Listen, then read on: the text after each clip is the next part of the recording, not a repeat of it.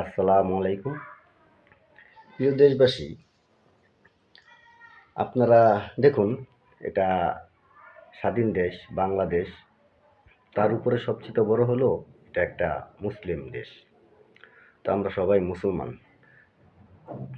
মুসলমানের মধ্যে একটা কথা আছে যে বড়দের সম্মান করো, ছোটদের স্নেহ করো। তো ছোটরাই যদি বড়দেরকে সম্মান না করে, তাহলে এই দেশ কোথায় যাবে? আমরা কিসের মুসলমান হলাম? আজকে তো ছোটরাই বড়দের সম্মান করে না। আজকে সবার ভিতরে লোভ ঢুকে গেছে। লোভ। আজকে আপনার যদি বয়স হয় 20-22, আপনি যদি কোনো একটা বড় পদে থাকেন বা বড় কোনো একটা জব করেন, তাহলে আপনার ভিতরে কি লোভটা থাকবে জানেন? তখন আপনি চিন্তা করবেন আপনার ভবিষ্যৎ, প্লাস আপনার বিবাহ করবেন, প্লাস আপনার ছেলের ভবিষ্যৎ। হ্যাঁ, এই চিন্তা করবেন।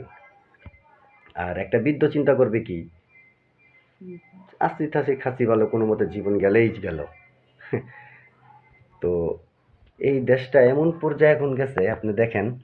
তো মানুষ, বুঝি না, মানুষ কি ভয় পায় নাকি? আজকে দেশের আইন, কিছু কিছু শ্রেণীর লোক, দেখুন আপনারা চোখ মেললেই দেখতে পারবেন, কিছু কিছু শ্রেণীর লোক দেশের আইনকেই অমান্য করছে, মানছে না। দেশের আইন যে কাউকেই আপনি নিতে পারে। আইন আইন অনুযায়ী আপনি আমি 10-এ সবাইকেই পুলিশ বা আইন প্রশাসনের লোক জিজ্ঞাসাবাদ বা যে কোনো করার জন্য নিতে পারে। তাই বলে আপনারা একটা থানার ভিতরে আক্রমণ করবেন, আপনাদের লোক ছিনিয়ে নিয়ে যাবেন? কিছুদিন আগে এক আওয়ামী লীগের নেতাকে ছিনিয়ে নিয়ে গেল। কালকে আবারও উত্তরা পূর্ব থানায় ছাত্ররা নাকি আক্রমণ করে ছাত্রদের ছাড়িয়ে নিয়ে গেছে। এরকমভাবে যদি চলে, তারপরে দেখেন আবার জায়গায় জায়গায় আন্দোলন, জায়গায় জায়গায় ছাত্ররা রাস্তায়, ওই কলেজ এই কলেজ। তো ওই যে ওই শ্রেণীর লোক রাস্তায় বসে বলে আমাকে দাও, আরেক শ্রেণীর লোক রাস্তায় বসে বলে আমার এই দাবি, আরেক শ্রেণীর লোক রাস্তায় বসে বলে আমাকে এই দাবি। তো এটা কি এখন বাংলাদেশ না বলে দাবির দেশ বলাই যায়? যে মামুবাড়ির দেশ, দাবির দেশ। তাই দেশবাসীর কাছে অনুরোধ যে আপনারা কখনোই, কোনো দিনেই দেখবেন অবুঝ বা শিশু, এদের কাছে কখনো দায়িত্ব দেবেন না। যদি সেটা দায়িত্ব অবুঝ বা শিশুর কাছে দায়িত্ব দেন, হয় সে সেটা নষ্ট করবে, না হয় সেটা ভুল করবে। কারণ তার সেই জ্ঞান এখন হয়নি তাকে কোনো দায়িত্ব দেওয়ার। তাই আমি, ওই যে কিছু আহ্বায়ক আছেন বা কিছু সমন্বয়ক, আমি কিন্তু সব ছাত্রদের উদ্দেশ্যে কথা বলছি না, আমি কিছু সমন্বয়কদের বলছি যে ছাত্র ভাইরা, আপনারা আপনাদের ভবিষ্যৎ গড়ুন। হুম। আর যারা তো গেছে সমন্বয়ক, যারা তো গেছে রূপচর্চা গেছে, তাদেরকে তো বাতিয়ে দিলাম। তো ছাত্র ভাইরা, আপনাদের ভবিষ্যৎ আপনাদের হাতেই। কেউ আপনাদের ভবিষ্যৎ গড়ে দেবে না, আপনাদের ভবিষ্যৎ আপনাদেরকে গড়ে নিতে হবে। পড়াশোনা করুন, ঠিক মতন জীবনযাপন করুন।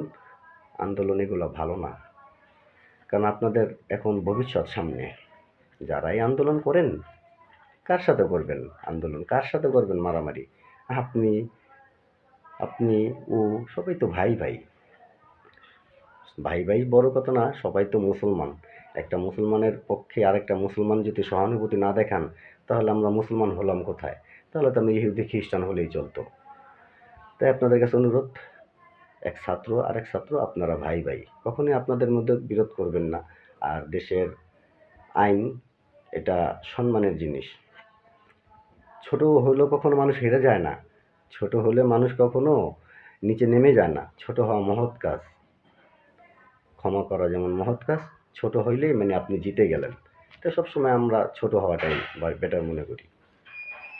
আর কালকে দেখলাম টিভিতে, যেমন হাসনাত আবদুল্লাহ, তাদের নাম বা প্রতীক এগুলা চূড়ান্ত হবে।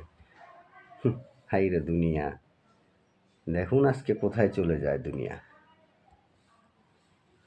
কিশোর, যুবক, তারা নাকি করবে রাজনীতি। এই রে পৃথিবী,